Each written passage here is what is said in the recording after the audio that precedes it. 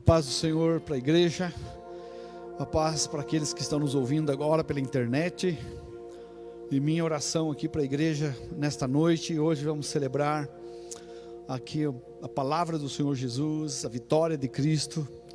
E a minha palavra para vocês, irmãos que estão chegando, e para as pessoas que estão agora no Face, no YouTube, nos ouvindo, é que você vença, porque Cristo venceu.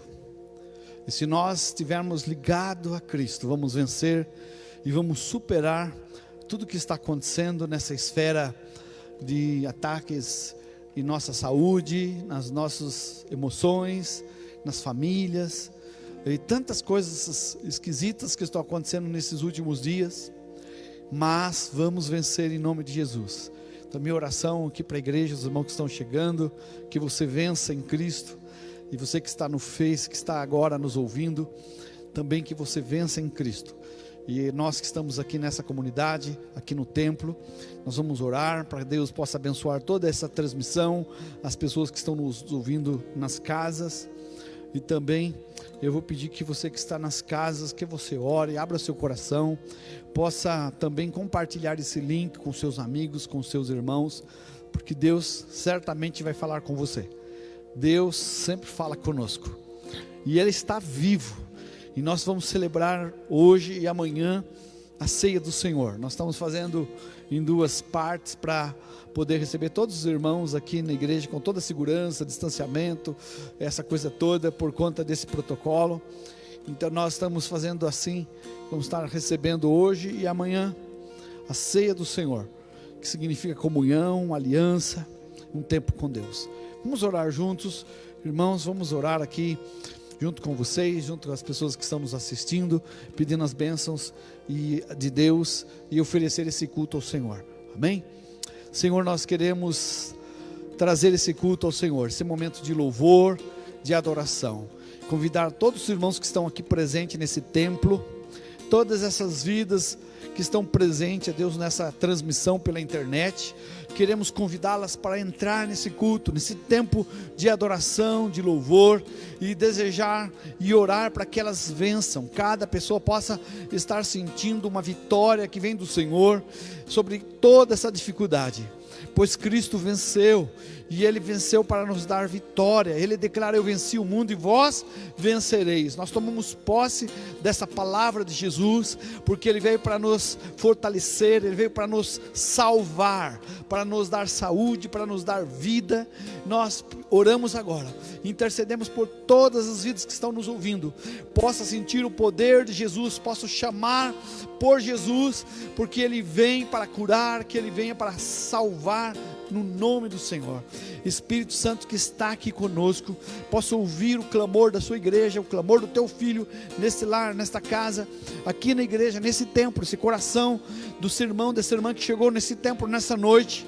Eu oro para que ele possa ser tocado, queimado pelo Espírito Santo, que o Senhor possa tirar do nosso coração, toda a fadiga, todo o cansaço, toda a indiferença, tudo aquilo que não é teu, ó Deus, todo esse resfriamento e afastamento que veio sobre nós, que venha um aquecer do teu Espírito, para nos transbordar, nos levar para a tua presença. Vem, Espírito Santo, nossa oração em nome de Jesus, abençoa cada vida que está aqui conosco nesse templo, e essas vidas que estão nos ouvindo por essa transmissão, sejam tocados, abençoados, no nome de Jesus, no nome de Jesus, no nome de Jesus, no nome de Jesus que tem poder, no nome de Jesus que tem poder, em nome de Jesus. Eu vou pedir que a igreja levante suas mãos e fale em nome de Jesus, fala assim: em nome de Jesus nós declaramos, em nome de Jesus nós abençoamos essas vidas que estão nos ouvindo pela internet, em nome de Jesus que haja paz nesta casa, que essa luta vá embora, que essa enfermidade saia, Deus, nesse lugar também aqui, sobre o meu irmão que está nesse lugar, eu clamo em nome de Jesus sobre a vida dele, o nome de Jesus poderoso para mudar, para curar, para avivar, para transformar, no nome de Jesus, no nome de Jesus, no nome de Jesus, nós adoramos o nome de Jesus, aleluia. Vamos aplaudir o Senhor, dando glórias a Deus, no nome de Jesus. Deus abençoe, nós vamos louvá-lo, amar a Deus e adorar como Ele merece.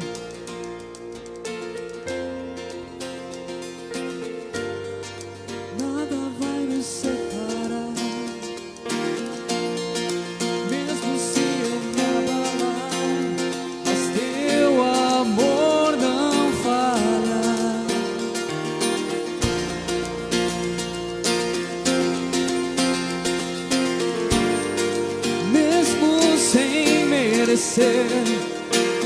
Tua graça se derrama sobre mim, mas teu amor não falha. Agradeço ao Senhor pelo seu amor.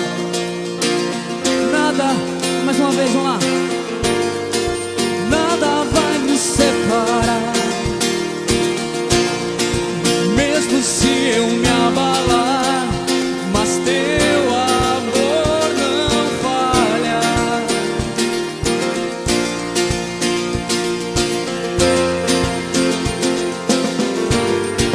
Mesmo sem merecer, tua graça se derrama sobre mim, mas teu amor não falha.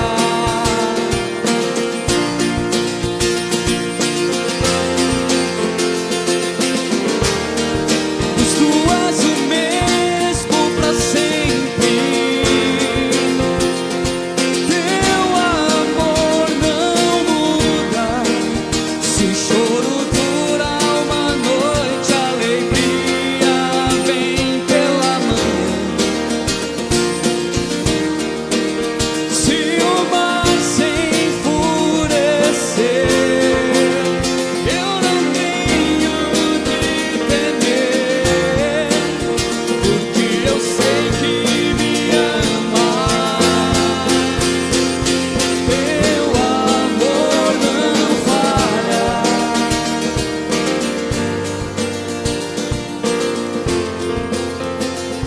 Teu amor não falha.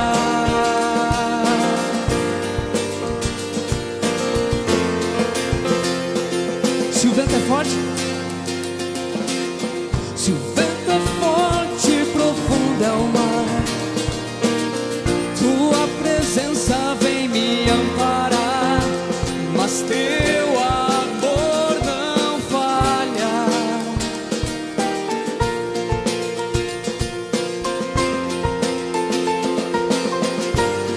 Difícil é o caminhar, nunca pensei que eu fosse alcançar, mas teu amor não falha.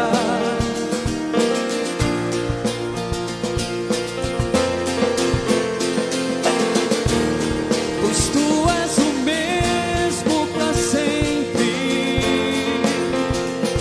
teu amor não muda. Se o choro dura uma noite, a alegria vem pela manhã. Se o mar se enfurecer, eu não tenho que temer, porque eu sei que me amas. Teu amor não falha.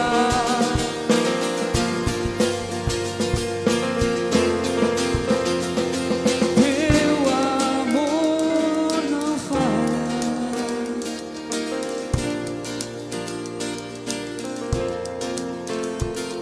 Teu amor não falha.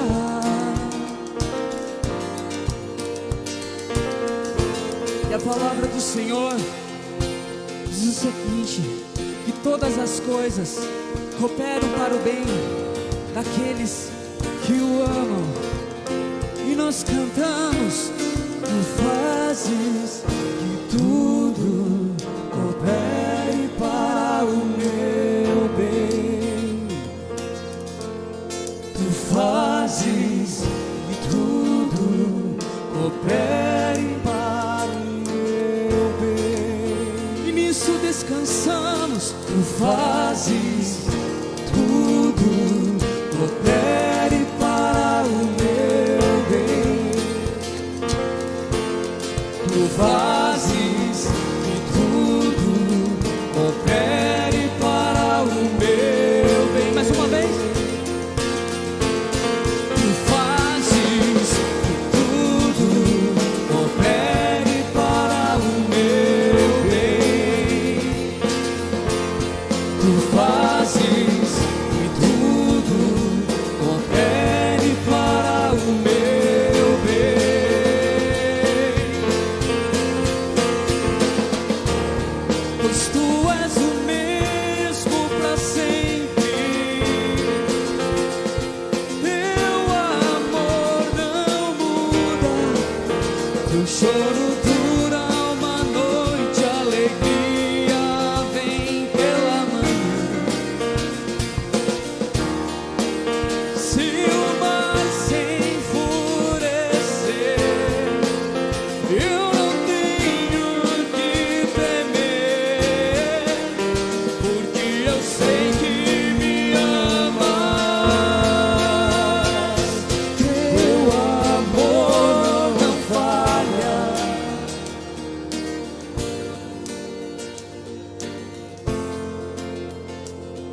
Teu amor não falha.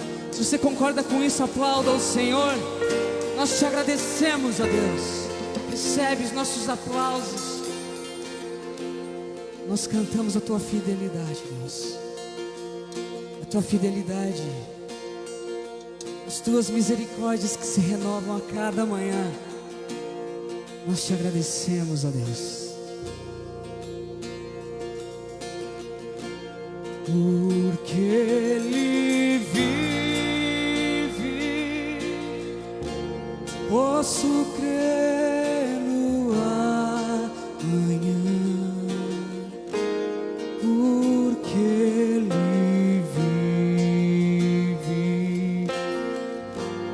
temor não há,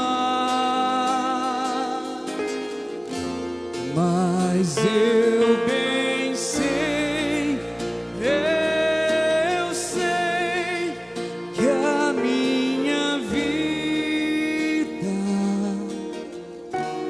está nas mãos do meu Jesus, e vivo está, porque Ele vive, posso crer no amanhã, porque Ele temor não há, mas eu bem sei, eu sei que a minha vida está nas mãos do meu Jesus, e vivo está. Mais uma vez a igreja canta. Porque Ele vive. Quero convidar você a abrir suas mãos e cantar. Posso crer no amanhã, porque Ele vive, temor não há, mas eu bem sei, eu sei que a minha vida está nas mãos do meu Jesus, e vivo está. Aleluia! Porque Ele vive, posso crer no amanhã, porque Ele vive, temor não há, mas eu bem sei, eu sei que a minha vida está nas mãos do meu Jesus, que vivo está.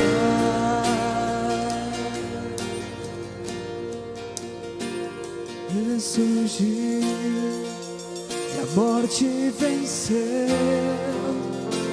Meu Jesus é poderoso, e em seu nome vamos vencer.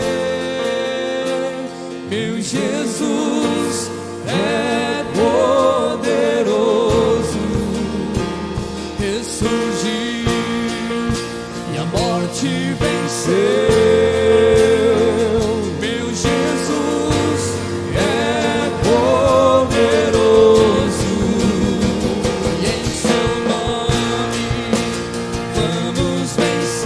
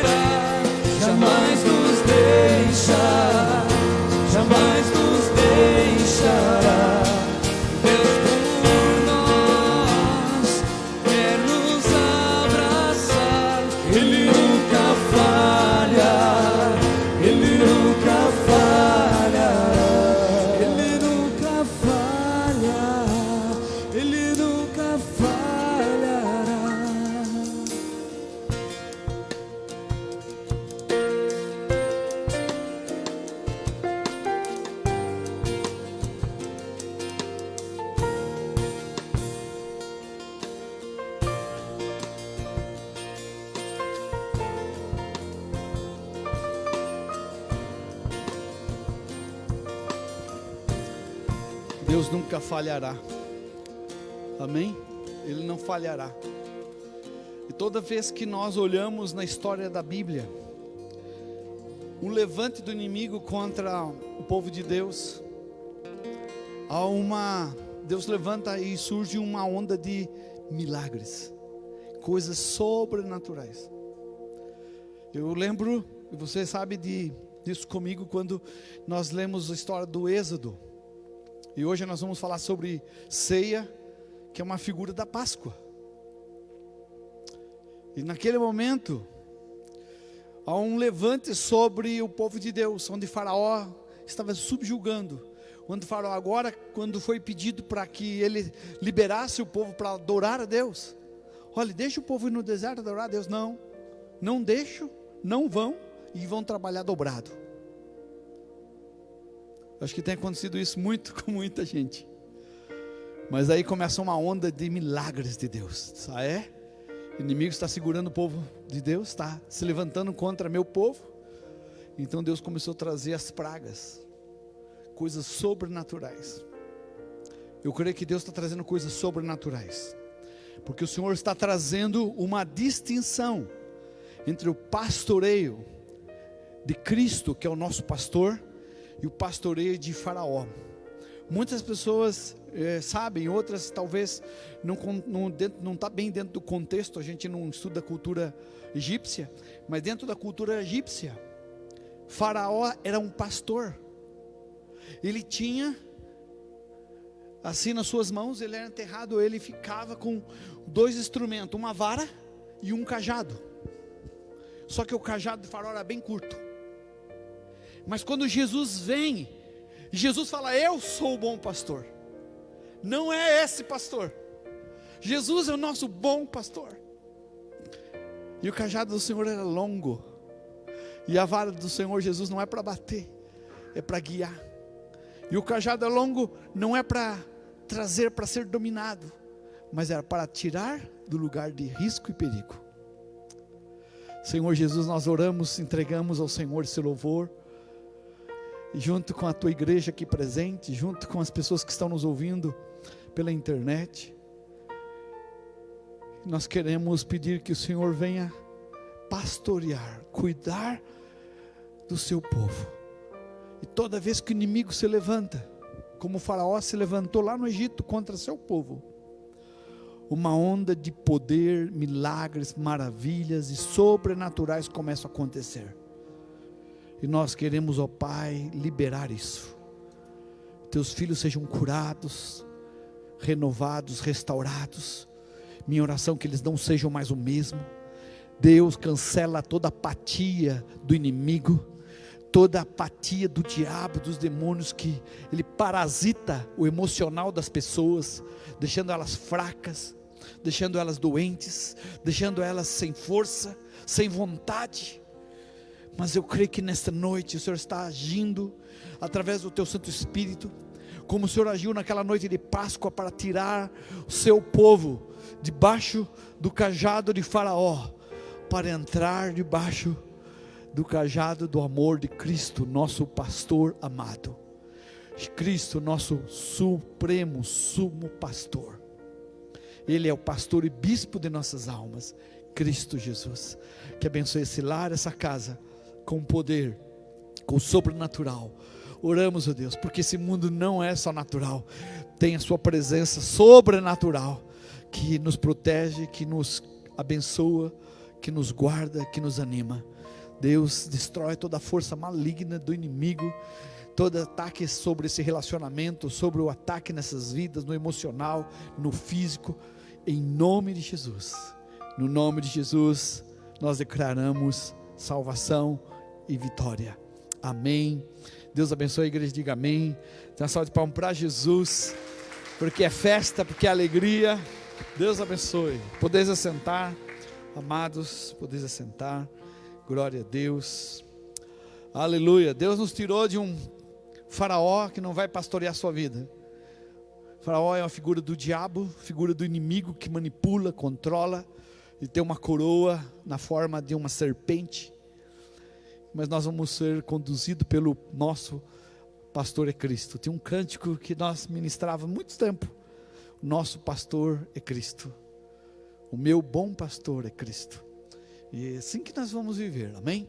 E nessa noite vamos ler Mateus capítulo 26. É um texto que vai falar sobre a ceia de Jesus, a ceia do Senhor para nós. E também é um texto que começa aqui falando sobre a paixão de Cristo. Eu não vou discutir todo esse texto, mas eu preciso considerar algumas coisas e talvez eu vou perceber se eu consigo concluir essa mensagem, senão eu vou fazer essa palavra em duas partes, uma hoje e outra amanhã, se eu não conseguir. Mateus 26, verso 17, amém? Eu vou pedir que você abra a sua Bíblia, você que está em casa, pegue a sua Bíblia, anote, leia esse texto maravilhoso. Mateus 26 é esse capítulo do Evangelho de Mateus. Mateus, ele apresenta Jesus como o rei dos reis. O primeiro evangelho que nós temos é o Evangelho de Mateus, que apresenta Jesus como rei dos reis. E aqui começa a história daquela ceia, e que é a última ceia que Jesus ministra e participa, ali a última ceia, aquela participação com os discípulos, aquele tempo junto com os discípulos. Jesus aqui então instaura a ceia, a aliança, e o texto aqui está falando para nós sobre uma narrativa dessa paixão do Senhor Jesus, paixão de Cristo, que alguns gostam de considerar, mas não é só na Páscoa, não é só uma vez por ano, mas são todos os dias, e para nós a ceia é a Páscoa, e Páscoa significa poupados, significa que nós tivemos um substituto, significa que Deus nos salvou, e eu vou ficar contente com isso, amém? Nós estamos felizes porque Cristo nos salvou. Estávamos perdidos, nós é que tínhamos que morrer, e Jesus foi um substituto por nós, como aconteceu lá no livro de Êxodo, que significa libertação.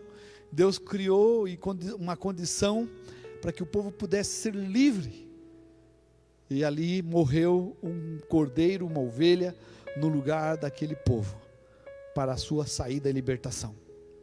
No primeiro verso 17, Mateus 26, 17, eu vou ler aqui alguns versículos, porque esse texto, nós dividimos eles em algumas partes. Primeiro, nós temos aqui versículo 17 até o versículo 19, os discípulos preparam a Páscoa, preparam a ceia. Depois nós temos um episódio onde acontece um diálogo de Jesus e Judas. Na ceia há um momento em que nós temos aqui muito inusitado, onde um dos discípulos de Jesus tem uma atitude bonita, mas tem um coração errado. E depois, então Jesus, no versículo 26, ele participa, ele estabelece a ceia do Senhor. Eu vou tentar fazer essas três partes com vocês, senão pelo menos duas. Nós vamos orar, pedir que Deus possa tocar nas vidas que estão nos ouvindo também, aqui pela transmissão, e que nessa casa onde essas vidas estão nos ouvindo, posso ser tocado pelo Senhor Jesus. No primeiro dia da festa dos pães asmos, vieram os discípulos a Jesus e lhe perguntaram: onde queres que te façamos os preparativos para comeres a Páscoa? Esse versículo 17 começa com uma pergunta dos discípulos. Os discípulos são aqueles que seguem Jesus, discípulos são aqueles que têm uma intimidade com Jesus, e eles então chegam para Jesus e perguntam para Jesus: onde você quer? Eu quero começar lendo versículo por versículo, para que a gente possa entender melhor e a gente não se perder nessa narrativa. É interessante que os discípulos estavam lá em Betânia, eles não estavam em Jerusalém, eles estavam lá em Betânia, e eles estiveram perguntando para Jesus: onde o Senhor quer que a gente faça a celebração da Páscoa? Todos esses judeus, eles lembravam da Páscoa, Eles lembraram daquela saga, daquela saída do tempo do Egito. Eles não esqueceram da libertação que Deus tinha provocado na vida dos seus pais, dos seus familiares. Nós temos que ter uma memória espiritual. Nós temos que ter uma memória e saber de onde o Senhor nos tirou, do nosso pecado, das nossas faltas, das nossas falhas. E é curioso dizer que muitas vezes quando nós erramos, em vez de corrermos para Deus, nós fugimos. Como aconteceu com Adão, com Eva, como aconteceu com muitos outros na Bíblia. Em vez de corrermos para Deus, nós corremos de Deus. E a Bíblia nos ensina a corrermos para Deus. E aí nós temos alguns exemplos positivos. Davi, ele errou, mas ele correu para Deus, a fim de que Deus tivesse misericórdia dele. Nós temos um exemplo muito conhecido, que é o ladrão da cruz. Ele correu para Jesus. Então toda vez que há um erro, uma falta, uma falha, nós temos que ir para o nosso Senhor. Nós temos que ir para Deus e não correr de Deus. Nós temos que nos resolver com Ele.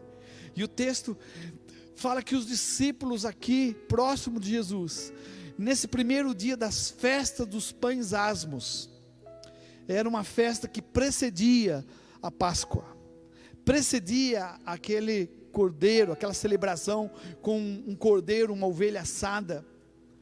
Pães asmos significa pães sem fermento. E tinha esse tempo de pães sem fermento, porque isso fala de arrependimento. Que a nossa vida se arrependa rápido, não demore. Então era para tirar todo o fermento do meio das casas. E fermento fala de pecado, fermento fala de mentira. Irmão, acho que os maiores fermentos do século presente é a indisposição. E não vou falar nem de nossas faltas, erros. Alguém fala, fiz uma coisa errada. Mas sabe por que você fez coisa errada? As coisas erradas que praticamos ou fazemos é um efeito colateral, efeito dominó do seu distanciamento de Deus. Quando a gente está distanciado de Deus, você vai fazer bobagem. É uma questão de tempo, a gente acaba errando. Então nós temos que voltar para Deus. Tira, então o Senhor fala, quando você for celebrar a Páscoa, a ceia, tira o fermento. O fermento é uma figura do pecado, da sua casa, casa onde você mora. Mas quando o Senhor está falando aqui de casa, também da casa dele, porque nós somos morada de Deus. Nós não podemos participar da glória de Deus com fermentos. E como que a gente faz, pastor? Primeira coisa, arrependimento. Nós começamos, sempre estamos aqui antes do culto, um tempo antes. Hoje nós viemos aqui antes com os pastores, oramos, fizemos uma intercessão, e vamos fazer isso sempre. Convidamos a igreja para estar com a gente antes, para isso, não só na ceia, mas todos os cultos. Para quê? Para a gente entrar na presença de Deus sem fermento, se arrependendo, para a gente entrar na presença do Senhor com perdão. De repente você nem sabe, mas fez uma coisinha. Quando você está orando, Deus vai pesando, Quando você começa a orar, Deus mostra as suas faltas e falhas. Ai, que Deus maravilhoso. Porque se Deus está mostrando, é porque Ele quer te perdoar. Se Ele está mostrando que você errou, é porque quer te ajudar. Se Deus não tivesse intenção de te ajudar, Ele nem mostrava. Deixa essa pessoa, vou dar corda para ela se perder. Não, Deus não é assim. Então Deus está esperando que a gente volte. Pães asmos significa tirar fermento.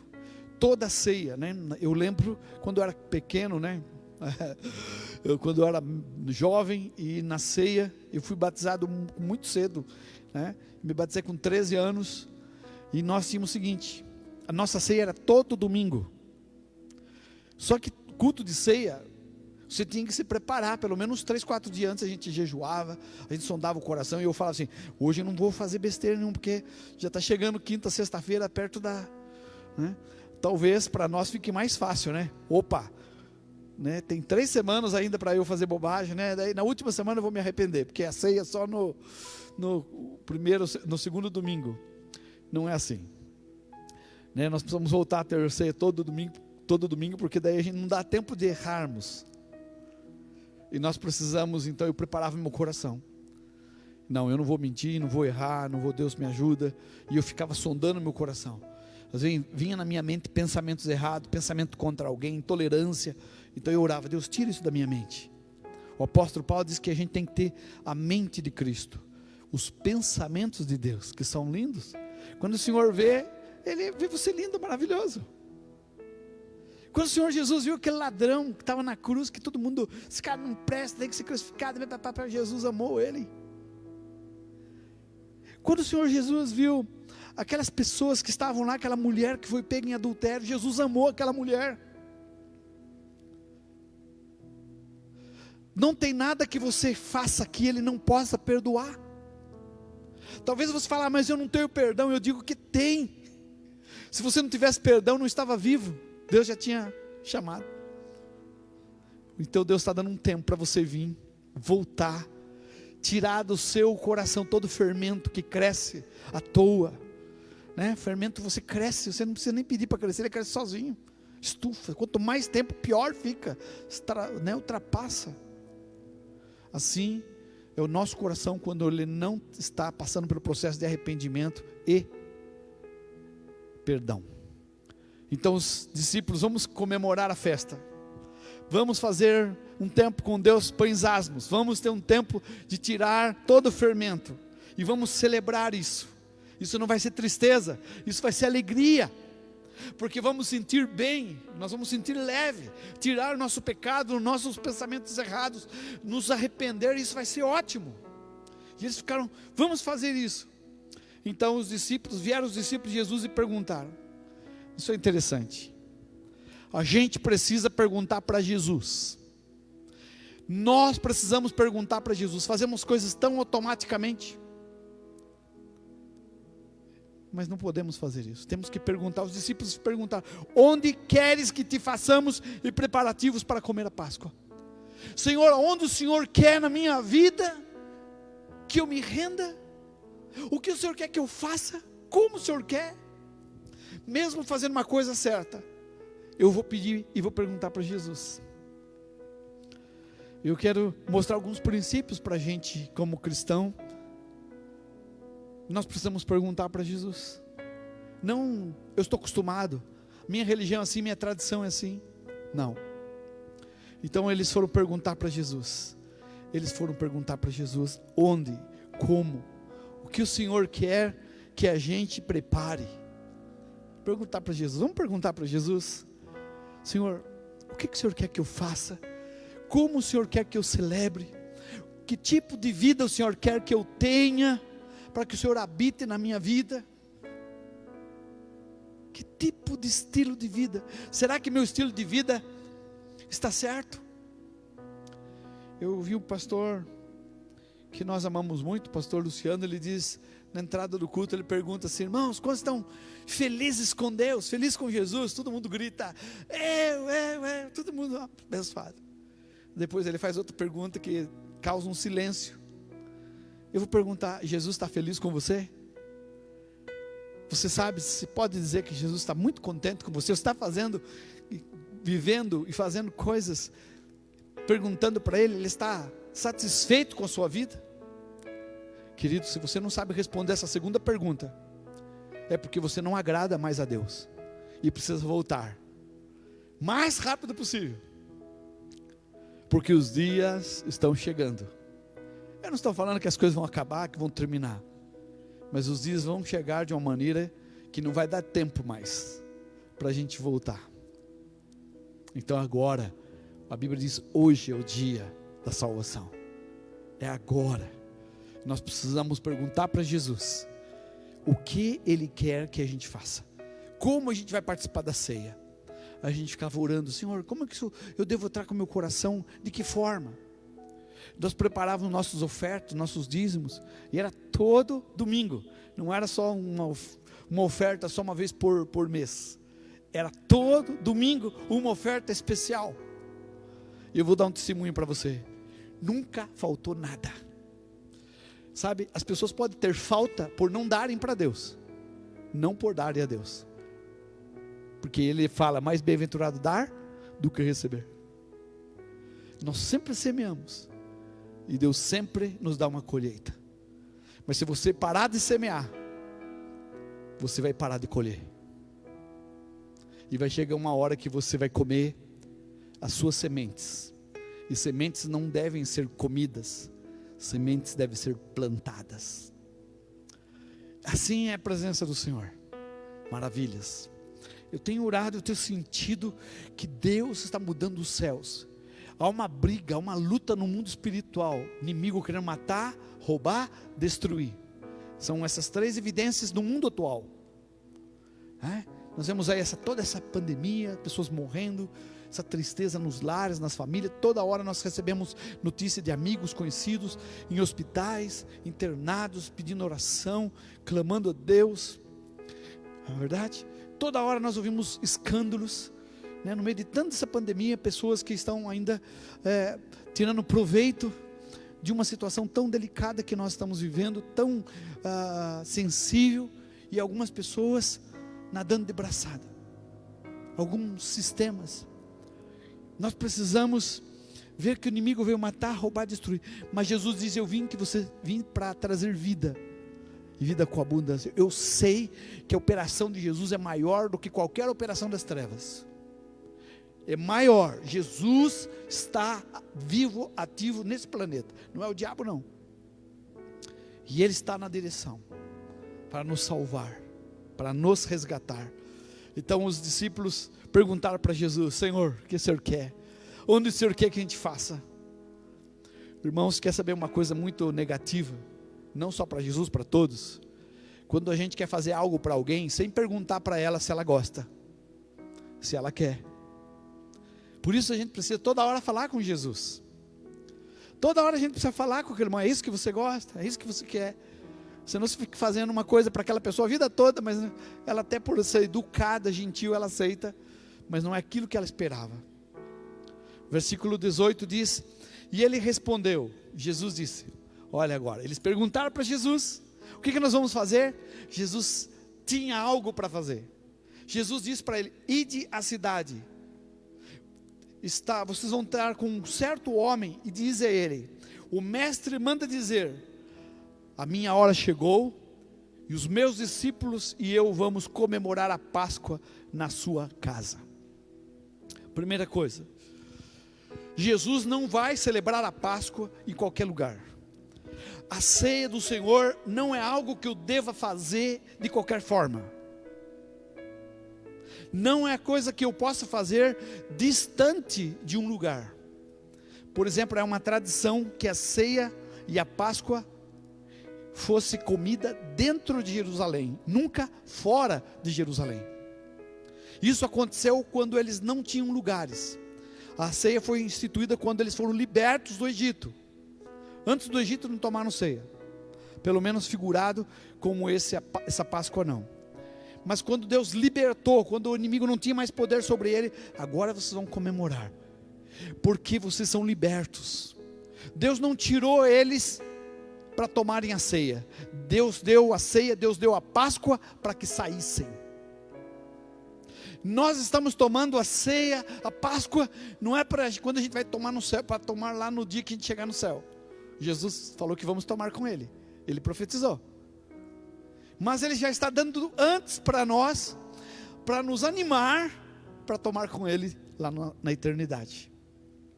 Então Ele sai. Mas quando eles vão para o deserto, o povo de Israel não tinha templo, não tinha Jerusalém, não tinha cidade. Então Deus pediu que eles construíssem um tabernáculo, para representar a presença de Deus que anda com eles. Então o tabernáculo era a presença de Deus. As figuras do tabernáculo, o candelabro, os pães asmos, figura, tipo de Jesus, o altar.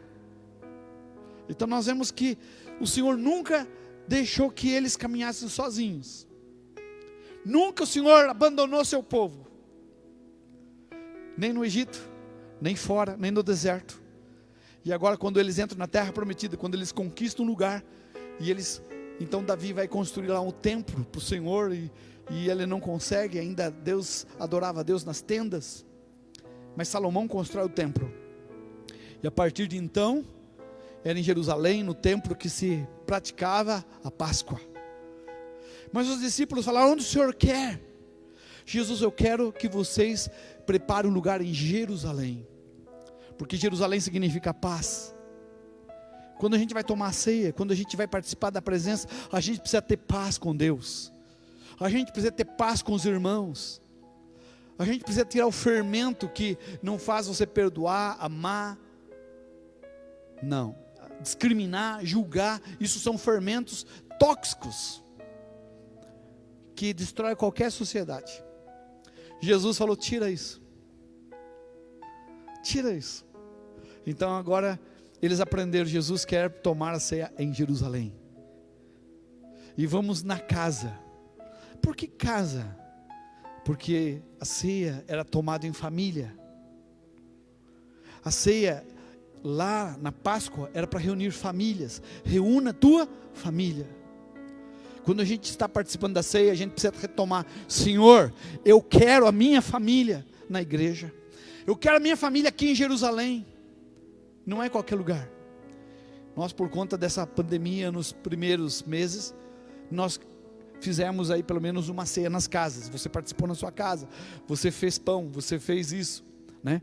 Agora, aqueles irmãos que têm a comorbidade, que estão doentes, ou que têm doenças, que não pode se expor, não pode trabalhar, não pode ir no banco, não pode não pode ir no mercado, não pode ir em lugar nenhum. Então nós entendemos que é um risco também vir para a igreja. Então nós preparamos a ceia para que esse irmão tome na sua casa. Mas a Bíblia fala que eles tomavam em Jerusalém, eles tomavam em família. A ceia fala de relacionamento, mas o relacionamento fala de presença. Você não consegue se relacionar com Cristo se você não tiver a presença dele. Então Jesus queria eles naquela casa para dar aquele formato de família, e eles então realmente estarem ali participando. E então ele diz, o mestre manda dizer: a minha hora chegou. Então os discípulos, que são íntimos de Jesus, seguidores, discípulos são aqueles que querem aprender com Jesus.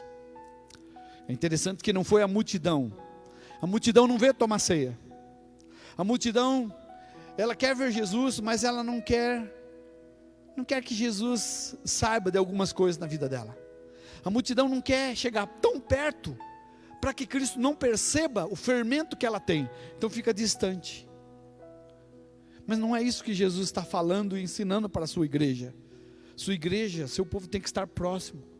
E quando para a gente ver, irmão, tem fermento aí, vamos tirar. Irmão, tem uma coisinha aí crescendo demais, tira. Às vezes é melhor você passar uma vergonha assim pessoal com o seu irmão, do que depois passar uma vergonha universal.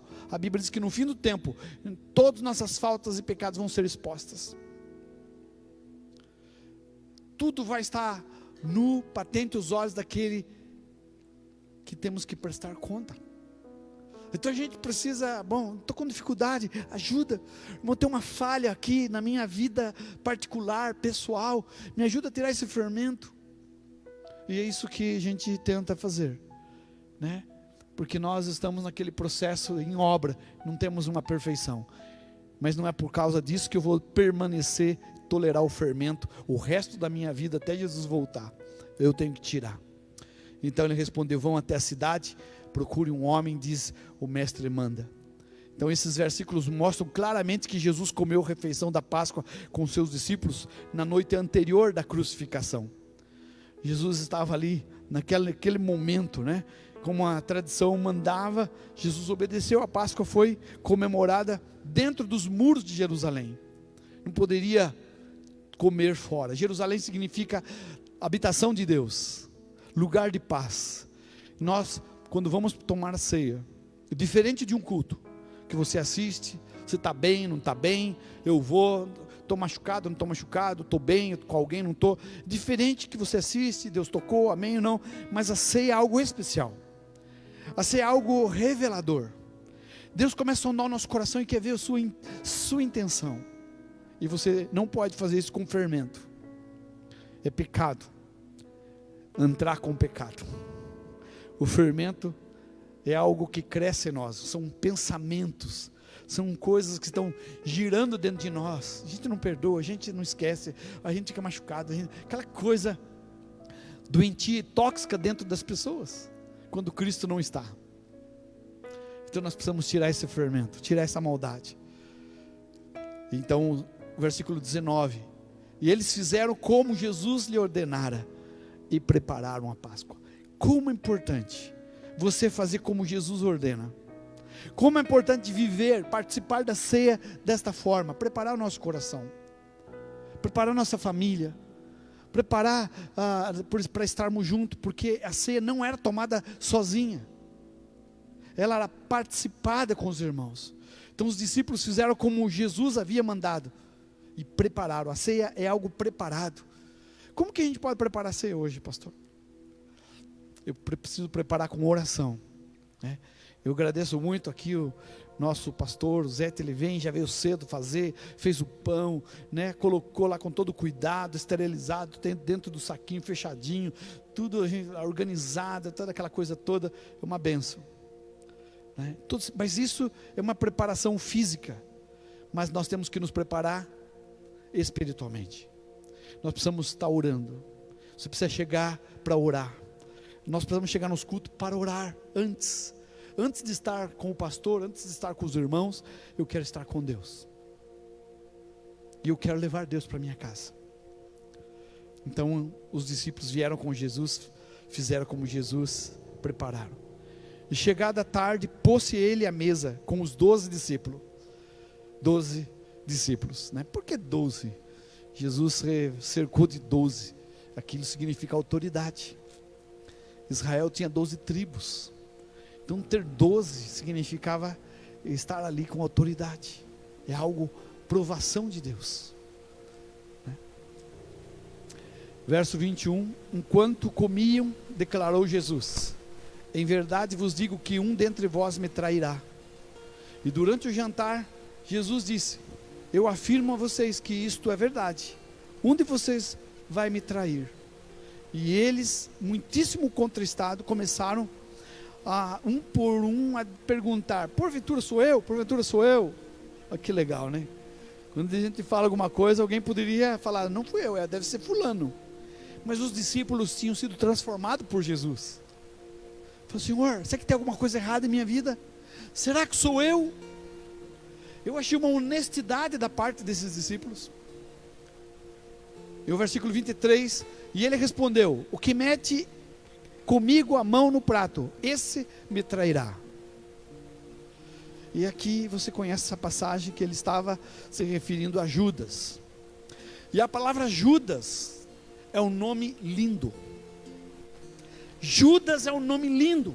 Judas significa Deus seja louvado, seja exaltado nosso Deus. Mas isso estava só por fora, o coração dele, Deus não estava sendo exaltado. A nossa participação da ceia do Senhor, elas não podem ser só exterior, ela tem que ser interior. Deus não tem que ser só exaltado por lado de fora, mas por lado de dentro. Dentro de mim eu tenho que estar exaltado. Interessante que Jesus dá uma dica: aquele que colocar comigo o pedaço molhado no prato, esse há de me trair. E aqui, uma coisa que você precisa parar. Por que Jesus falou isso? Por que Jesus fala? Porque tem algo. Existia um princípio, uma cultura muito rica, que quando você colocava junto com a pessoa aquele pão, a hora que ela fosse colocar lá, você fosse colocar, o seu pastor vai colocar um pedaço de pão lá junto, molhado, vai pegar aquele pão com aquela carne, e se você for junto e colocar o seu pão junto, diferente de hoje que a gente não pode fazer isso, significa o quê? Significa aliança. Quando Judas levou o seu pão junto com Cristo, que estava levando o seu pão para ser molhado ali naquele vinho, naquele suco, Judas estava querendo dizer algo. E na verdade era uma cultura que todos entendiam. Aquele ato de colocar o pão junto com Cristo, de molhar junto com Ele, significava: eu serei fiel a você, a esta aliança para sempre.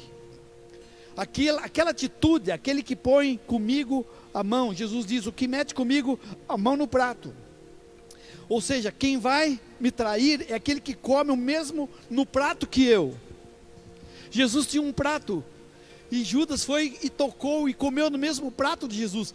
Essa atitude significa fidelidade. A atitude de Judas foi a mais linda de todos os outros discípulos. Nenhum outro discípulo foi e comeu no mesmo prato de Jesus. Ele estava querendo dizer: Jesus, eu nunca vou trair você. Jesus, eu nunca vou vender você. Mas o que a gente aprende aqui não é o que a gente fala, não é o que a gente aparenta, é o que a gente faz. Judas fez uma atitude linda, bonita por fora, mas o seu coração fez tudo o contrário. Comer no prato de Jesus é uma atitude de dizer: Jesus, eu nunca te deixarei, nem te abandonarei. Quando nós estamos comendo do pão de Jesus, quando a gente está participando da ceia, sem fermento, por isso é bom você vir antes e orar, limpar seu coração. Ah, pastor, não está saindo. A gente pega um óleo ali, unge você, não está saindo. Pega a água, tem uma piscina aqui, a gente dá um baldade de água, você não está saindo. Pega o álcool 70 aqui, esse vai sair. Pega o cálice, joga, vai sair. Eu não sei o que vai acontecer, mas Deus vai te salvar. Esse fermento vai sair quando você abre, quando você ora. Então a gente precisa se preparar, né? Quando a gente vai num casamento, a gente vai no aniversário, a gente vai mais cedo para pegar a mesa mais próxima do buffet e etc. Para Jesus tem que ser a mesma coisa. Eu quero chegar mais cedo para eu chegar e colocar meu pão, comer no prato de Jesus. E essa é uma confissão que nunca te deixarei. Qual foi o testemunho de Judas? O mais lindo de qualquer discípulo. Mas qual foi a prática dele? A mais triste de toda a história. Inclusive, nessa cultura que ele tem uma atitude de comer no prato de Jesus e depois sai e traz Jesus, foi um dos maiores absurdos, ou seja, fugiu a palavra aqui, atitudes de erro, de falta de qualquer coisa que poderia uma pessoa fazer, porque ele tinha acabado de ter uma atitude bonita, antes não comesse no prato de Jesus, para sair e vendê-lo. Então nós precisamos pensar nisso.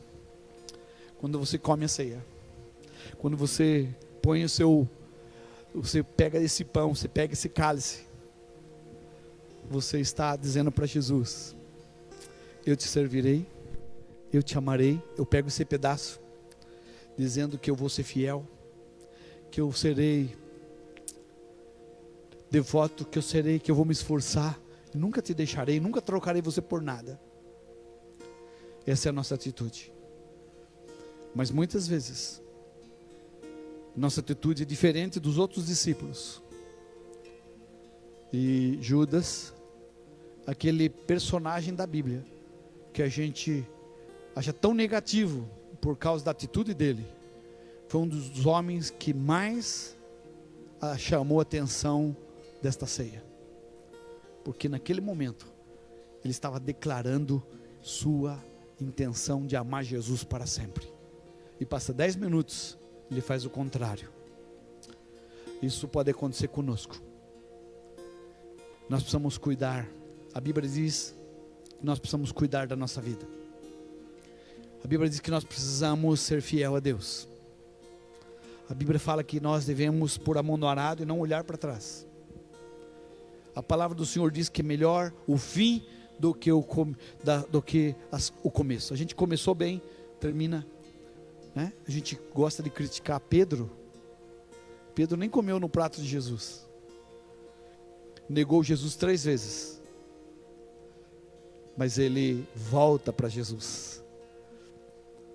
No início eu disse para vocês,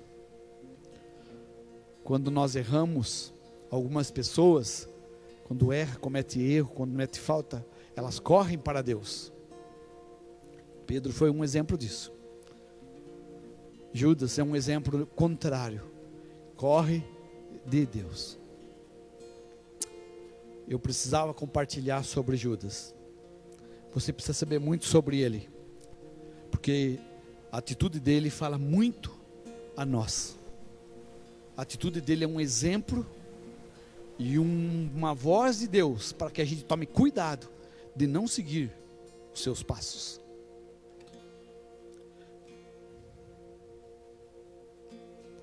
A atitude de Judas tornou o ato desse homem ainda mais desprezível, porque ele estava declarando algo, mas o seu coração fazendo outro. Então Jesus termina aqui no versículo 24: o Filho do Homem vai, como está escrito a seu respeito, mas ai daquele por intermédio de quem o Filho do Homem está sendo traído. Melhor que não fora, ou melhor lhe fora não ter nascido. É isso que nós temos no texto. Então Judas, que traía, perguntou: acaso sou eu, mestre? E respondeu Jesus: você está dizendo. E aqui nós vemos essa aliança que nós temos encontrado na vida desses discípulos. Eu falei para vocês que nós tínhamos 3 partes nesse texto. O lugar onde Jesus ia participar da ceia, que nós precisamos perguntar para ele como, onde e por quê, porque eles nem perguntaram. Jesus falou, está falado. Não pode ser na rua, não pode ser no caminho, tem que ser em Jerusalém. A gente tem que ter paz, tem que ser em comunhão, tem que ser entre os irmãos, eu tenho que buscar ter comunhão com os irmãos, eu tenho que buscar, mesmo que a gente é um pouco distante e tal, mas a gente precisa falar: irmãos, nós somos um em Jesus, nós precisamos orar uns pelos outros, precisamos ajudar uns aos outros, precisamos estar juntos, comer juntos, sem fermento. E depois o momento da traição, que é o segundo momento desse texto, que nós estamos olhando aqui, o que Jesus fala para os discípulos, no caso, a reunião, dentro de uma ceia, dentro daquele momento, havia pessoas que estavam com o coração fora dos planos de Deus. Nós precisamos sondar o nosso coração e falar: Deus, se tem coisa no nosso coração fora do seu plano, em nome de Jesus vai sair, porque Judas estava sendo tentado pelo inimigo. Então nós temos essas 2 partes que eu compartilhei com você. Os discípulos preparam a Páscoa e a traição de Judas. E eu vou deixar a falar sobre a terceira parte, ceia do Senhor, amanhã, onde Jesus diz: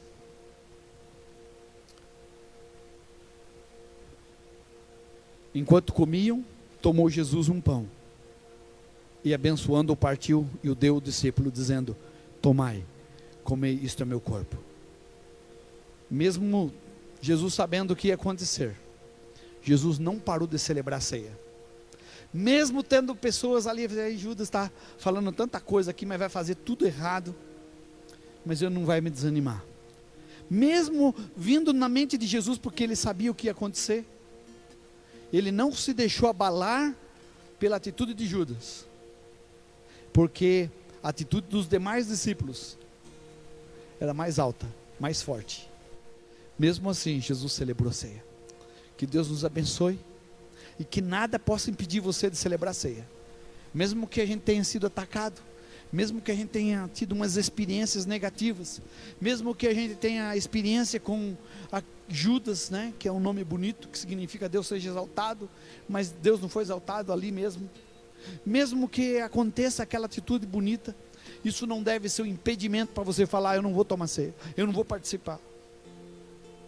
Eu não sei qual é o nosso problema, eu não sei qual é o seu problema, mas Jesus mostra aqui que nenhum problema pode ser um impedimento para celebrar a nossa libertação e a nossa vitória que vem no nome de Jesus. aliança com Jesus. E quando a gente vai comer esse pão, quando a gente vai beber desse cálice, a gente está comendo na mesa de Cristo, no prato de Cristo. E essa atitude no mundo espiritual, diante dos anjos, diante dos céus, diante da terra, diante da igreja, significa que você está fazendo uma declaração: tu és meu Deus e eu sou o teu filho. Amém? Mas nós, diferente de Judas, vamos cumprir e vamos viver. Vamos ficar em pé, em nome de Jesus. Quero agradecer aos irmãos que estão nos ouvindo pelo Face. Nós vamos orar, distribuir aqui a nossa ceia do Senhor. Enquanto isso, a equipe de louvor vai compartilhar, vai ministrar conosco uma adoração. E você que está na sua casa, adore o Senhor conosco, abra seu coração, sonda essa palavra que nós acabamos de ministrar. E amanhã eu quero convidar você para você ouvir a terceira e última parte desse capítulo, onde Jesus vai nos dar uma grande revelação. Amém? Deus abençoe, amados. Deus abençoe a igreja. Eu pedi que a igreja fique em pé.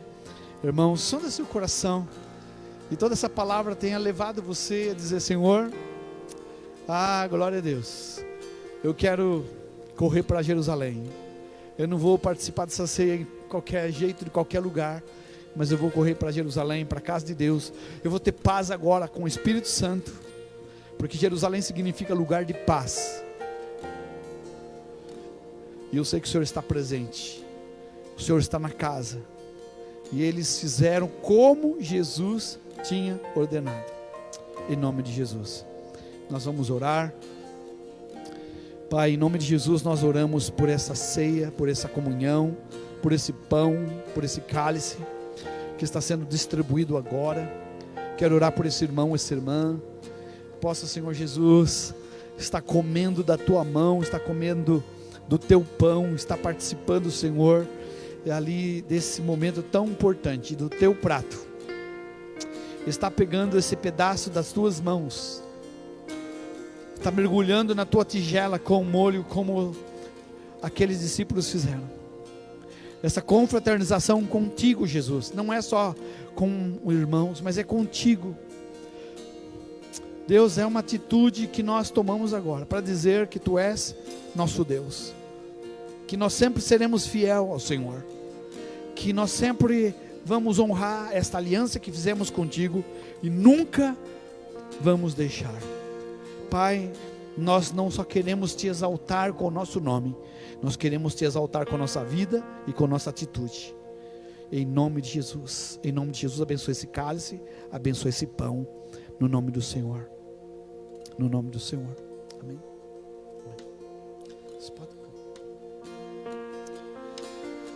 Em nome de Jesus. Irmão, segura esse pão na mão.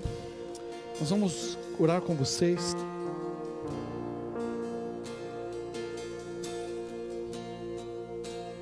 Graças eu te dou, Pai, pelo preço que pagou, sacrifício de amor que me comprou, ungido do Senhor, pelos cravos em tuas mãos. Graças eu te dou, ó meu Senhor, lavou minha mente e coração, me deu perdão, restaurou minha comunhão. Digno é o Senhor, sobre o trono está, soberano Criador.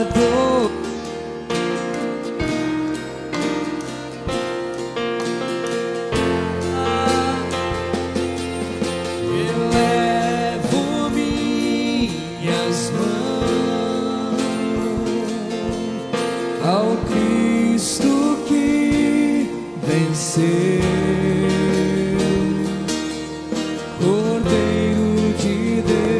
Jesus morreu por mim, mas ressuscitou.